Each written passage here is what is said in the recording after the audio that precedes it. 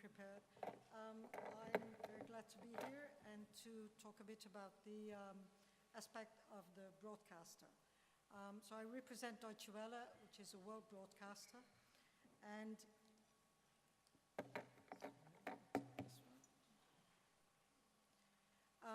so what do we want to do as a broadcaster? We want to present the news to the world, especially a world broadcaster wants to do that. Now, we've got a problem because there are many languages. If we want to reach the world, then we have to cover many languages. And this is exactly what Deutsche Welle does. Deutsche Welle, for instance, covers 30 languages, 4 of them for live television, but all of them for radio and online. Online includes radio, TV, and text. So, as we said, we need language technologies, and we've heard in previous presentations that the media needs this. Deutsche Welle, most certainly. We need it both on the news production side and on the consumption side. For the production side, we needed to help the journalist increase his production, doing this at a lower cost. By automation, they can produce more at a lower cost. On the consumption side, the end user, we're addressing the end user, and he can get more material at a lower effort, meaning he can get it in his own language. So the language technologies will help us to improve our workflow. Now, we've heard in previous presentations already that a lot of research has already been done in this area. We have these research tools or technologies, ASR, MT, summarization, audio analysis, text analysis, keyword extraction. So you say, okay, you've got it, why don't you use it? Well, it's not there yet. If we present it the way we have it now, we're not going to convince our journalists. They don't want to work with it. It's not good enough. We need enhancement, integration, and customization so that we can really innovate our production process and implement it. We love to use it, but it's got to be better. We are looking for a combination of technologies. Let's say we have an audiovisual item. First of all, we need to cut this into manageable pieces. So we need segmentation technology. Then we have the audio track, and we want to run that through an ASR tool through which we can get the text. We've heard all this before. This is actually what we really want to use here. Then we have the text in the original language. Let's say that's English. We run it through the MT tool, and we get it in a target language, in this case Ukrainian, for instance. Then finally, we can enhance it even by running this transcript that we obtained through an analysis tool, a text analysis tool, and we can get our summaries and keywords. You've heard this. This is actually what we're after. Now, a simple example here is, let's start with the text processing. What do we do now? We have a manual process. We write an article in English, and the German department writes it in German, the French department in French, etc. We want to optimize this by saying, okay, we have news that is interesting for all the language or several language departments. Let's publish it in English and then run it through the MT, and then we get it in the different languages.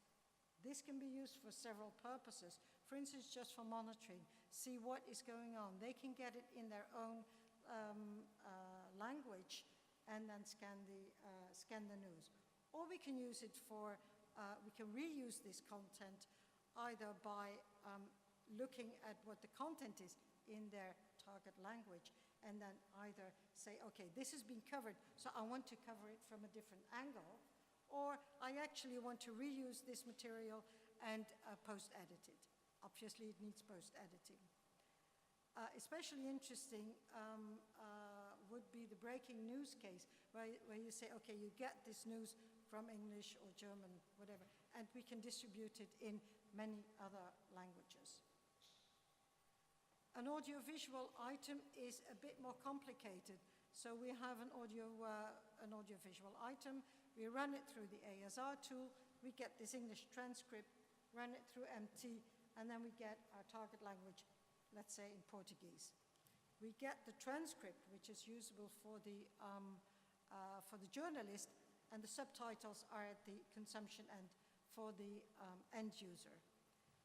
Now, we can, of course, here we always need the option of doing post-editing, because otherwise it's not going to be in an acceptable quality. Now, we can add a level to this, and we've heard this before in several of the presentations. Maybe we don't want to stick to text, and maybe we want the audio output as well. So then we can run our transcript, which has been post-edited, through a text-to-speech tool, compile it, and then our end user can get the original video, which does not have to be redone, but we get it with subtitles in the original language, in the target language, and a voiceover. If we do not edit the voiceover, then we would always give a warning, this is automatically produced text, so that they don't expect a final broadcast quality. So again, here it's for reuse of content, especially for video on demand, where we have the original audio, and they have an option to get the text-to-speech in another language. It could also be very interesting for the visual impaired, and then I think of radio, that they can have it in their own language. So we do have several applications. Let me just show you some of the examples, some of the solutions we've come across. We don't, as I said, right now it's not acceptable at the level that we want it to be. So we haven't implemented in our production process yet. But through several research projects, we've come across a few tools that we really think are good. And if we can get a customization and adaptation of that, that will be really good for us. The Cosine project, maybe some of you are familiar with that. They combined the automated translation with sentence and document alignment, which meant you could have several documents on a similar topic from different languages. You translate it into the target language, and then through the alignment tool, which gives us an analysis which indicates, colors indicates the overlapping content or the unique content. So from several documents, you can immediately say, I want to pick this one or this one or this one. And that is very good as source material for the journalist to write his story without having to do a lot of the research. So it is automation of the research as well. Another example is a recently finished project, which is Access. And that, as you can see here, it does spoken word analysis, but in a combination with language-independent visual search, which makes it a very powerful tool because we have the different technologies combined. Here we see the ASR tool, which was developed within this project, and we get the transcript. Obviously, it's a rough transcript. It's automatically produced. We get a word cloud, so extracted keywords, and then we get a recognition of the speaker, so speaker diarization with it. Then last example is the UMC tool. This is an ongoing project, and some of you may have seen the poster which we had yesterday on this project. This one goes a bit further. It also does the visual recognition, combines it with audio recognition. It does the transcript, and it does the speaker recognition. In addition, it does the identification of the speaker. So for searching and producing transcripts, this is really marvelous. We really want to use it, but it has to be enhanced. So, as I said, we have entity extraction, keywords, multilingual transcripts for the journalist, subtitles for the end user, and summaries.